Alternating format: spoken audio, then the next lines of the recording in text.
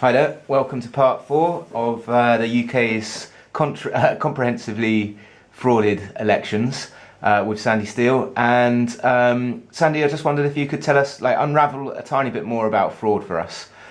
Yeah, I mean, the disturbing, very disturbing, but also intriguing thing about fraud, and unlike any other crime, that people can actually be a part of a fraud and actually party with the fraud and not aware that they are party to it. So, take for instance, I don't know, let's take Scientology and L. Ron Hubbard, or any other cult. There are many people there will be cynical people within that, knaves, who will understand that each level is simply you go up a level and you pay more to get into that esoteric information and up another level. And, a lot of people within that will understand that it's a scam and just be going along for it. But there will also be some naive and ignorant people who will actually be suckered into it completely and actually then be trying to recruit other people working for it, slaving away to make the money to get up to the next Well, level. I mean, that's very much like people who work in banks. I mean, I wouldn't blame the cashiers for fraud, but they're part of the bank. But the executives and so on and so forth are engaging in a form of, in that case, obviously fiat fraud. Yes. So there's tiers of the fraud, and of course, a lot of the people here must be partly aware.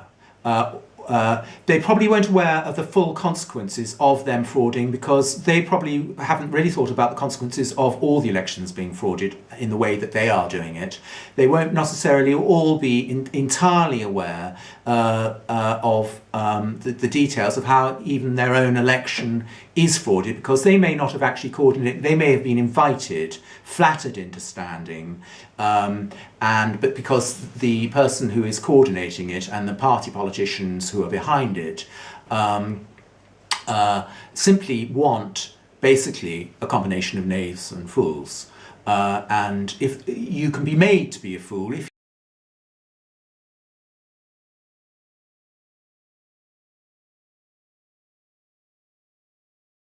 intellect, and you think, oh, I must help, and there just don't seem to be enough people standing, and so you can be gulled into this undeclared party, and where they say, oh, well, don't declare your party, don't declare any party associations, don't declare the fact that we've invited you, and don't declare any policies, and don't have any public primaries, and don't have any public hustings. We don't do that sort of thing. And that's very much what happens, particularly in Tory areas, but this is not to say that it does not happen in Labour-controlled rural areas or Liberal Democrat-controlled rural areas. It does. And in fact, the Liberal Democrats are the second dominant party in this area, and they have been going along with this for decades. And of course, these frauds have been going on for decades.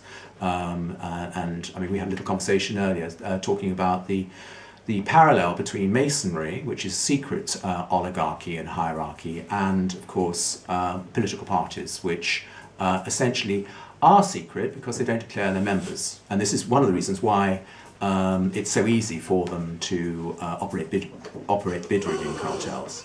So it's almost as if a lot of these frauds are almost in plain view. So that's the nature of fraud. So the next one up is Bibury, 2015 election. Okay, glorious area. Beautiful area. And that is 1, 2, 3, 4, 5, 6 seats or candidates, and no descriptions of any kind.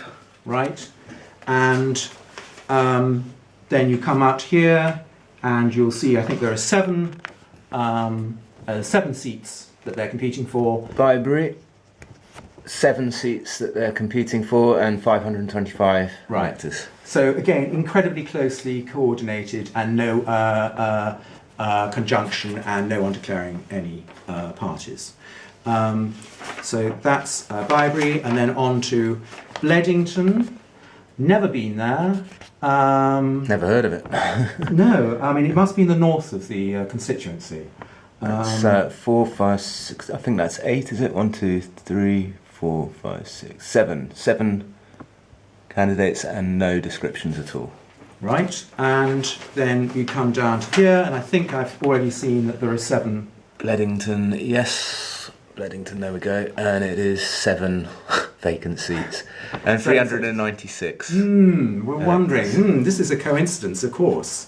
Just to let people know, we are going to go through the entire lot of these, but they won't all be up straight away because it's going to take us some time. But it is to prove that it is in the vast majority of cases. So that's got to be the end of this part because my memory card is going to run out any second.